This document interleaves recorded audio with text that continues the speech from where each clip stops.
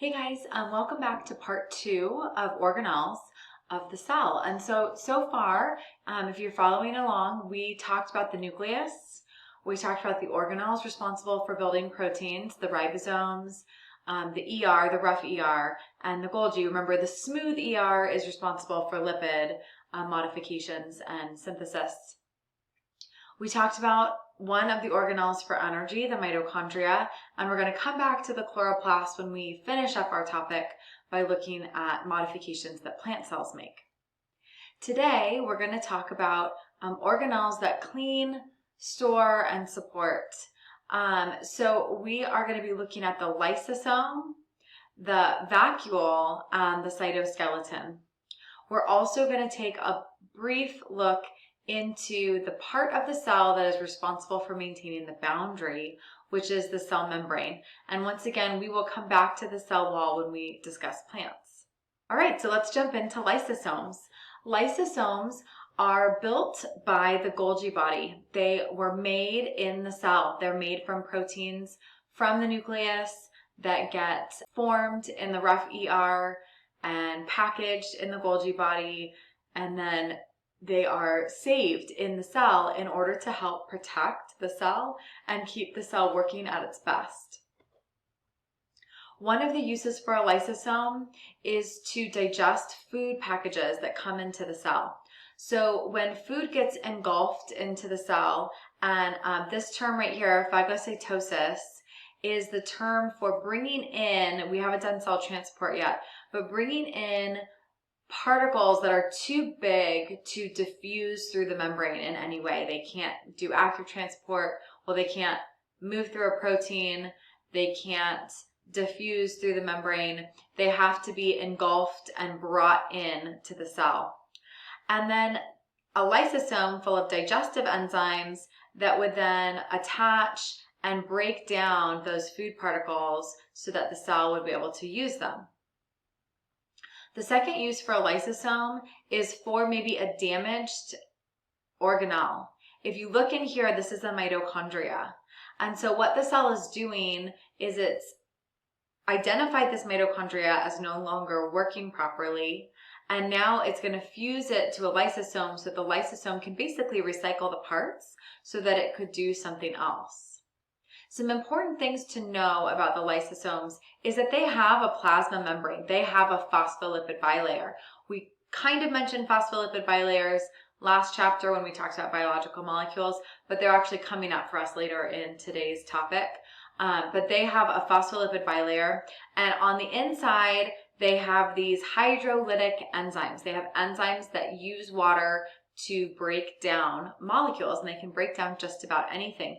They can even kill the own cell if it lacks essential things. So if a cell itself appears to no longer be functioning in its prime, the lysosomes can do something called apoptosis and actually kill the cell, get rid of the cell in order to preserve the rest of the body so that the body doesn't have a cell that's not functioning properly inside of it. Another organelle that we need to talk about is a vacuole. So there are many kinds of vacuoles. This particular topic is on the contractile vacuole that a paramecium uses to move about and also to keep its water balance intact. You'll also hear about other kinds of vacuoles. Plants have a large central vacuole. So again, vacuoles can be used for different things, but a contractile vacuole is able to open up, it swells and opens, and it fills with liquid, and then it squirts that liquid out, and it kind of propels itself forward as it does that. So this is a paramecium here, and what it's going to do is it's going to open up this contractile vacuole and then spurt it out, and not only does that keep the paramecium from getting the wrong amount of water in it, but it also allows the paramecium to be able to move through that aquatic environment without any appendages like flagella or cilia or anything. It's able to still move through that area. So It's one feature. It's not a requirement for cells. It's like an option, okay? It's like an upgrade that they can have to have this contractile vacuole. And I think if I click, you can watch it. So it's showing how the contractile vacuole contracts. So it's going to fill up and then squeeze out the water, and then that's going to allow it both to move and to maintain its water balance. The last part of this support of the cell is the cytoskeleton. So you have a skeleton. Plants have a cytoskeleton. Cyto means cell. So it has a cell skeleton. It's made up of two main kinds of filaments, microfilaments like actin and microtubules. So microfilaments like actin, we've actually kind of mentioned actin already. It was a protein we had mentioned. Actin can stretch or contract in order to allow a cell to change shape, to move, like that amoeba kind of movement can be maintained through microfilaments. So microfilaments move the cell itself. Microtubules have a variety of jobs. One important one is, if you've ever heard of the centrioles and the microtubules and the spindle fibers, those are all terms that we use with mitosis. When the chromosomes line up at the metaphase plate, when the chromosomes go to opposite poles in anaphase and telophase, it's microtubules are the functional unit of the cell that's doing that movement. So they move around the overall internal structure of the cell as the cell lives and divides. They can also form something called cilia or flagella. Cilia and flagella are used for propulsion of the cell movement.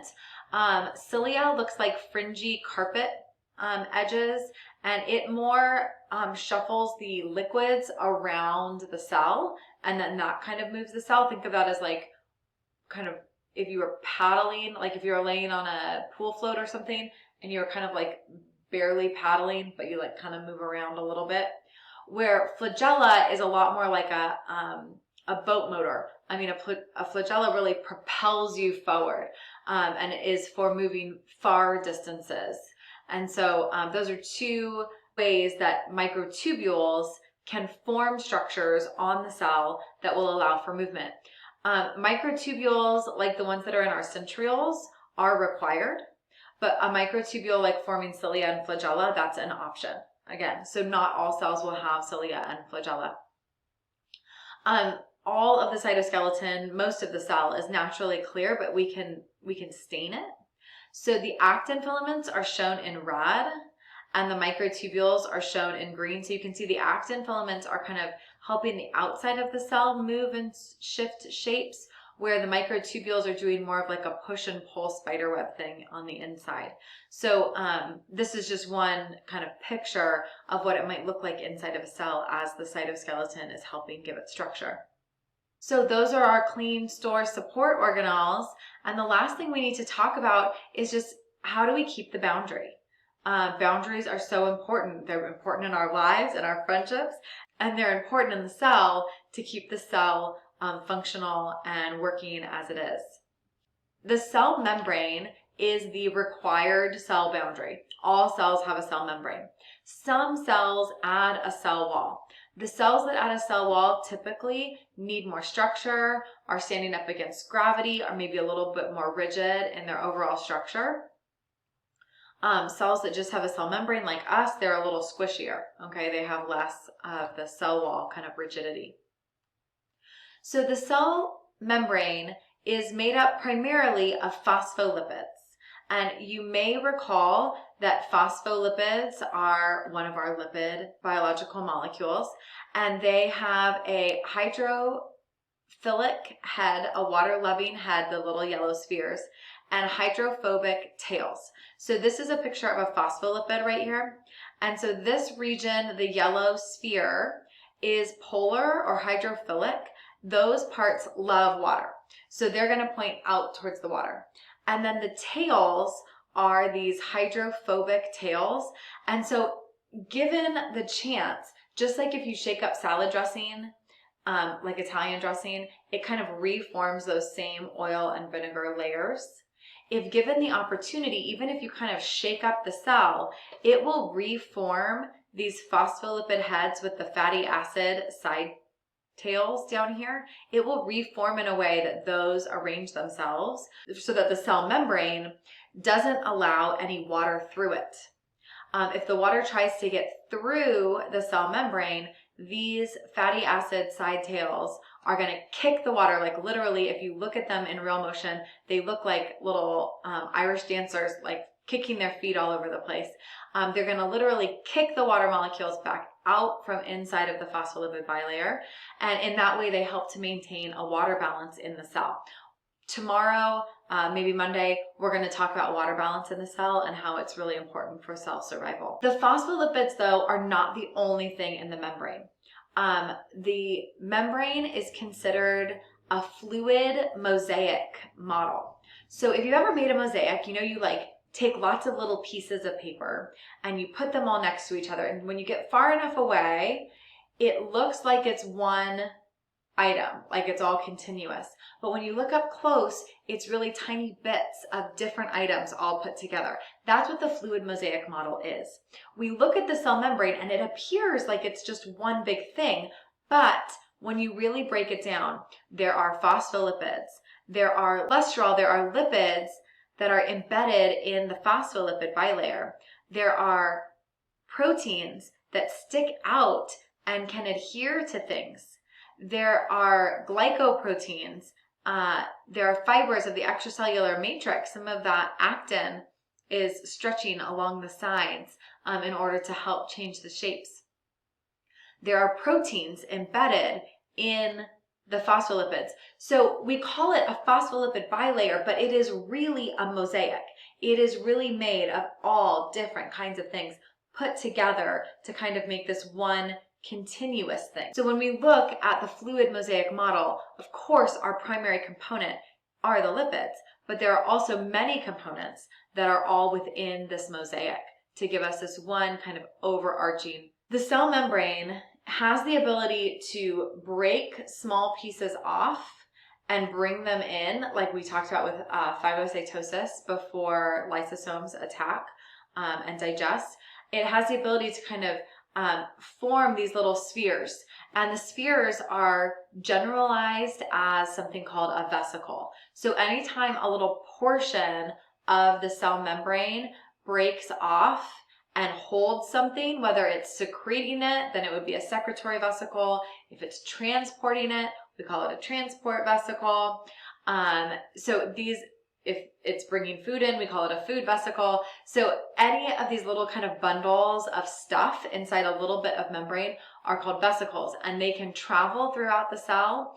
They're made of the same phospholipid bilayer, and they can merge with each other. So something from, let's say, the outer cell membrane can pull in some food and take it all the way into the mitochondria. It can take it all the way into the nucleus or the rough ER. It's able to do that.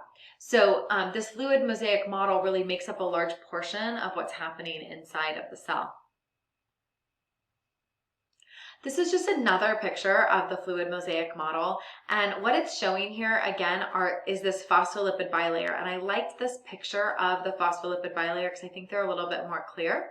We still have these hydrophilic phosphate phosphorus heads, and then we have these hydrophobic fatty acid side chains. And so once again, we have proteins that bridge the gap and allow for things to move through. So maybe a sodium molecule or a chlorine ion would want to be able to come through this protein. Maybe over here, something might come land on this side of the protein, and that send a signal through, and that signal might tell something else inside of the cell what to do, kind of like playing telephone, you know, or like a secret knock or something to kind of kick them off to go do something. So our fluid mosaic model is just that. It is in constant motion. It's made of many pieces. And I'm actually going to have you guys watch a separate video just on the fluid mosaic model to give you guys kind of a deeper understanding of what we mean by the fluid mosaic model. It covers the organelles that are inside a plain animal cell. What we'll do next is we'll add in those features that are specific to plant cells, and then we'll kind of round off this topic by talking about how cells stay healthy and how they came to be the way they are now.